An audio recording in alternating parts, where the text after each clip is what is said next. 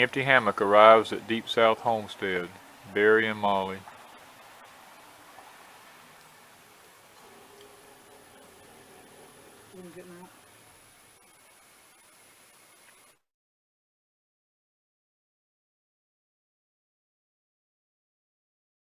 Hey guys, I'm Barry. And I'm Molly. With Empty Hammock. And we are at Deep South Homestead, and it's incredibly hot and humid. So if you like saunas, come on down. Yeah. We were down here with Danny and Wanda, goofing off and shooting a collaboration video with them, and it has been a lot of fun. This is some of Barry's equipment that he's using here today as he's doing the filming. We have a rolling trolley system that he's shooting the cameras from. It goes long poles like they use in the actual movies. This has been an exciting day. Deep South goes Hollywood. Like his setup now, that's pretty cool. Ah, yeah, that's pretty cool. And you invent a lot of this stuff, right? Yeah, I made all this stuff. Yep, that works.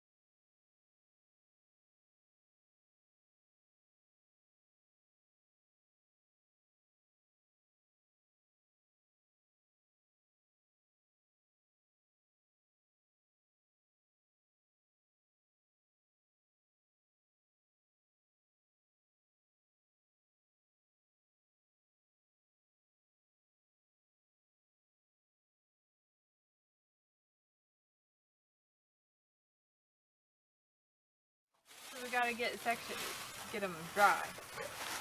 Yeah, this is a harvest Before you pack them up. at Deep South. The ones in the After bags 2 are hours of picking, particularly- with Empty Hammock and his family coming down to the blueberry farm here, picking blueberries with us. Yeah, One thing too, that's looking pretty back cool. on the layout of everything we've got here. Right. As you're looking at your dad's generation and how things get harder to take care of, is there anything you would have done differently here, setting up where things are or anything like that?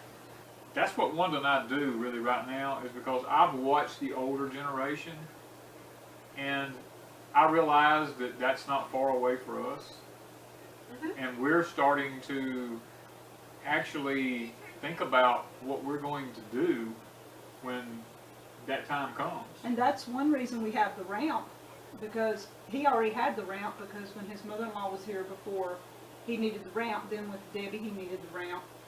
And we talked about taking it down. He says, well, what if we need it? Yeah. And then he has a brother that is in a wheelchair. His dad is also in a wheelchair. And last year, my son had an accident, and he was in a wheelchair for a while. So the ramp stays. It stays. I mean, it's, And nobody knows when a life-changing event's going to take place. Right. You just don't know.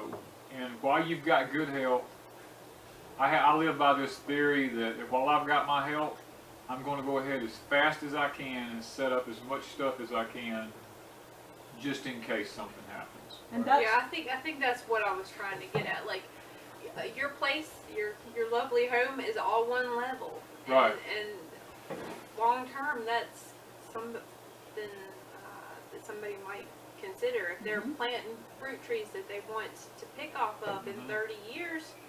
you Are want they going to be able to live in the house in 30 years? Right. Yeah, if you're going to have a homestead, I tell people this all the time, go ahead, if you're going to be setting it up, go ahead and set it up like you're disabled. so you can get to your stuff. Yeah. I mean, Yeah. granted, we won't be able to get to some of this, and that's when we're doing the containers, getting things closer to this garden in the back, and he's wanting to get the shop where he can get to the shop if he has to, Right. but that may not even be a reality at some point. But we're also, that's why we're doing permaculture. Yep. The edible landscape, because if I can only get right here down this sidewalk, well then I've got that block wall right there, and on the other side of it, we're going to have some sort of edible landscape in that. And if I get on that one, we've already got the huckleberry trees planted up down that. Everywhere you look around here, there is some kind of tree that you can eat the fruit from. So we're pretty much headed in that direction now. Also, bed on the other side of a retaining wall, you don't have to Right. bend down as far to Exactly. get to it. You can just roll your I can roll a wheelchair. wheelchair down beside it and do whatever I need to do. I mean, that's just part of it. And two, all of our containers, we're going ahead now and putting in our irrigation systems. They're designed where as soon as gardening season's over, I can unscrew them and take them all apart and put them in the barn. The sun doesn't ruin them. Next spring, everything's labeled and marked. I can take it back out and I know exactly where it goes because it's marked. And see, even I hooked it up. He had me hook it up this time so I would know. And we're trying to make sure each of us know, because there's so many people that one knows and the other doesn't. The husband does it or the wife does it. Yeah. And like when he was sick, I had to go do everything. And I had to go out, so I already knew how much feed to feed this animal and how much to feed that animal and things Right. like that. And say if Barry gets sick and you've got to go do it and you've never done it before, you're going, okay, Barry, tell me, what if he's unconscious? And you're going, Goodness. you know, Y'all make me What do have to I think do? about everything. Yeah, you can't. There's no room for having a specialist. yeah, Right. you can't say, okay, Barry, wake up. Yeah. And You're in charge of the chickens. Where did you put the axe? Yeah. You know, you just Yeah. really don't know. But I what's mean, it's gonna like the happen. video I did about then what? Yeah. You know, because so many people go, oh, I'm prepping. I bought 200 pounds of beans and I bought 100 pounds of rice, and suppose EMP happens. You're okay till that runs out. Yeah. Then what? What do you do? I mean, Right. If you're not Yeah. raising anything, or say you live in a house that you can't raise anything, right. the stores aren't back in operation, you run out of your 200 pounds of beans and rice, Then what? What are you going to do? Starve to death. I think it's dependency syndrome, where people are so dependent on that. Well, I mean, instant gratification. Yes. It's the microwave mentality of right now. I can go to the store and I can get anything I want, anytime. I can get on Amazon, order anything I need. Yep. Right now, I can have it shipped. It's that instant mentality that I think is incredibly dangerous. When people don't know how to do all these other things that will help you to survive when you don't have the ability to have that instant gratification. and Right. even people don't think, one lady that I've talked to, her husband was looking at a layoff, simply something like a layoff. If you're used to X amount of dollars and you get laid off and you're the only one bringing an income in and you get this piddly amount that they give you during a layoff and it goes Right. on for a year. So, you can't get out and get a job. Yeah. There's nowhere you can work. You're getting this little X amount to live on. That's dangerous. People are not even thinking about that I type think thing. a lot of people, it's kind of overwhelming to think about a negative change, and they don't even know where to start, so they just don't think They about don't think. They don't it. They don't want to. Yeah. It brings on anxiety. Uh-huh. That's the whole, I get told that on my channel more. I don't want to think about that. Or there's this one saying, and I hope I don't offend somebody, but there's this one saying I don't worry about anything because God's going to take care of me. I don't have a problem with believing God's going to take care of somebody. But God usually doesn't kick in until you've exhausted everything. Yeah. And I'm speaking from experience. He Yeah. expects you to do things Yeah. for yourself too. I mean, Right. the Bible plainly tells you the ant gathers in the summer for the winter, and he makes all these comments like, "Why sleepest thou, O sluggard?" You know, and all these things. The servant is the borrower is servant to the lender, and all this kind. I mean, he warns us about all these things in there. I think that it is, gosh, I don't want to call it a sin because I don't know if it is or not. To be in debt, Well, debt. yes, Yeah, debt. Yeah, absolutely. But I mean, I think that it is to say that I'm not going to worry about anything because God's going to take care of me is testing God, right, or it's tempting Him. It's saying, you know, well, I'm just going to rely on Him and I'm not going to do anything. You know, I feel bad for people like that because when they do reach that wall, when they do reach that point where all is lost, and they're like, "Okay, God, you Where said, are you?" yeah, Oh yeah. right." Why didn't you come save Yeah. me from? He's been through that. I've been through that. Yeah, Oh. yeah. They I've did said those every- very words. I think that it just goes back to the basic question: why do bad things happen to good people? Yeah. Why does God allow horrible, terrible, wrong things to happen to good people? You know, why is there evil? Why is there sin? Why doesn't God just wipe it all away and make everything perfect? Right. You know, it answers that question, Yeah. and it's God's grace. You know, it's being able to trust in Him that I don't have all the answers. I have no idea why this happened. You know, I mean, I've had some stuff in my, obviously nothing like that, but some stuff in my life that's happened where I'm like, but God, Yeah. and you just have to walk away from the end of the day and say, He's God. He's God. He's God. How He's are sovereign. Right, how are we going to say, no, remember you said, Yeah. you know, yeah, okay. He's God. That's what Danny, his favorite thing is now. He can because he's God. That's like in the Garden of Eden. My theory is This is they a were Danny- both. This is Danny Danny theology, theology. now, okay? They were both identically the same tree. Right. And people goes, but why would he let him eat one and he couldn't eat the other one? I said, because he owns the garden. He can make the rules. Yeah.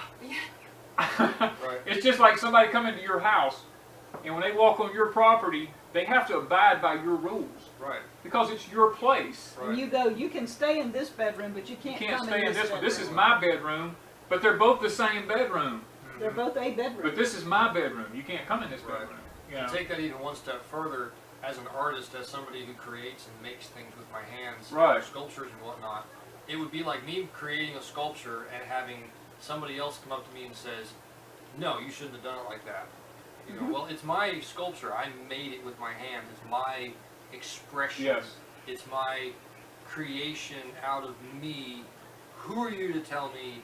I can't. I do mean, you this can way. comment on it. You can tell Yeah. me if you like it or not, but don't tell me, you know.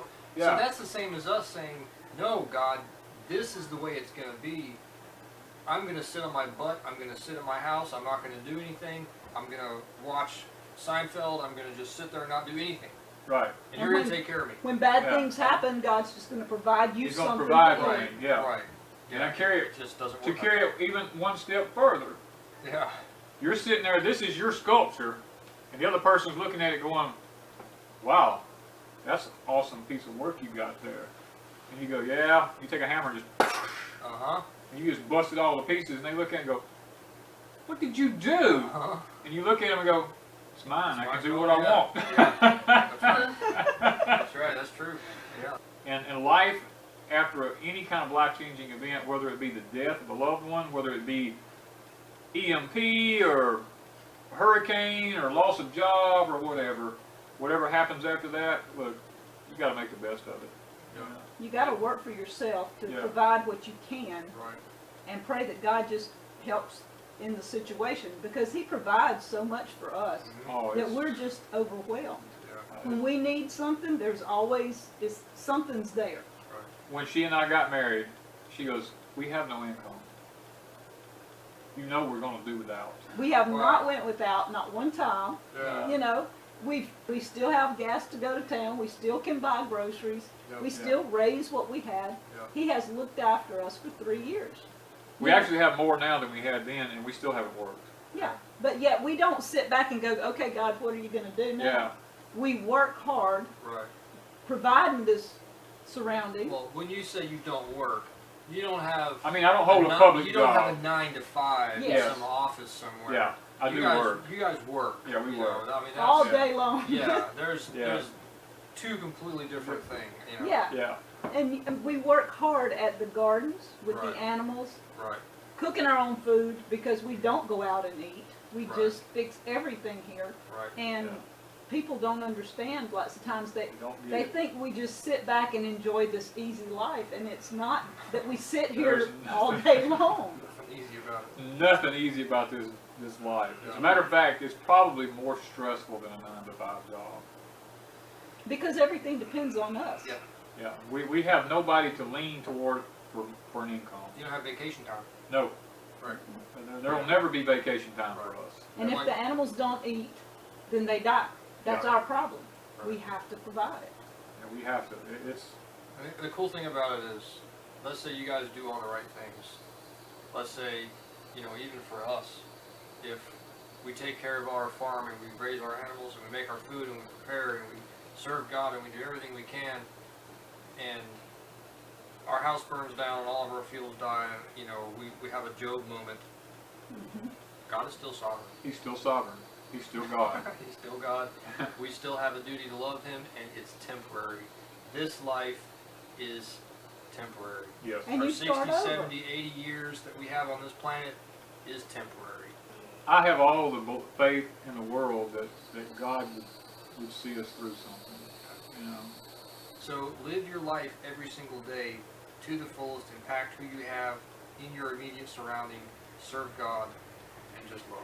I eventually come across James chapter 1 verses 13 and 14 where it says, "Let no man say when he's tempted, I'm tempted of God. Because God cannot be tempted with evil, neither tempted be any man, but every man is tempted when he's drawn away of his own lust and enticed."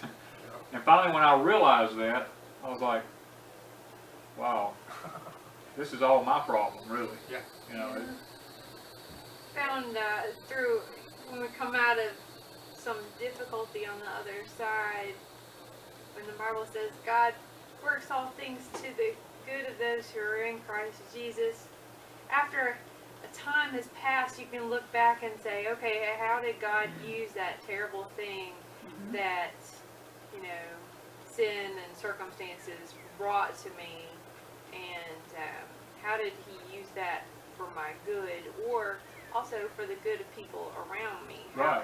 How has He used what happened to me to bless or encourage other people? So I was just kind of wondering if you, now that you've got a little bit of perspective, you know,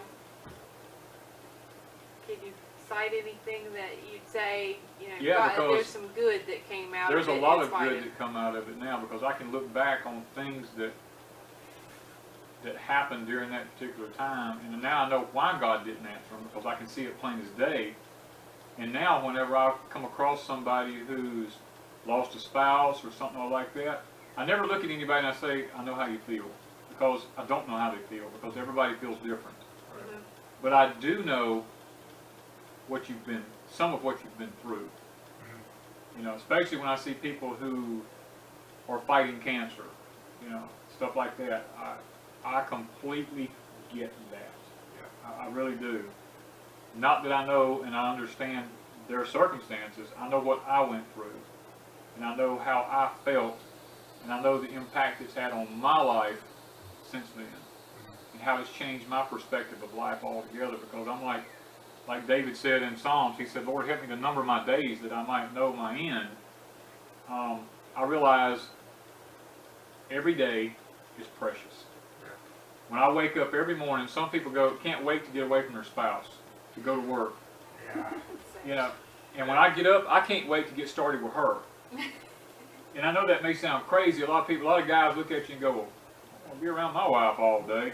Look, she's the greatest thing right now that's happened to me in a long time.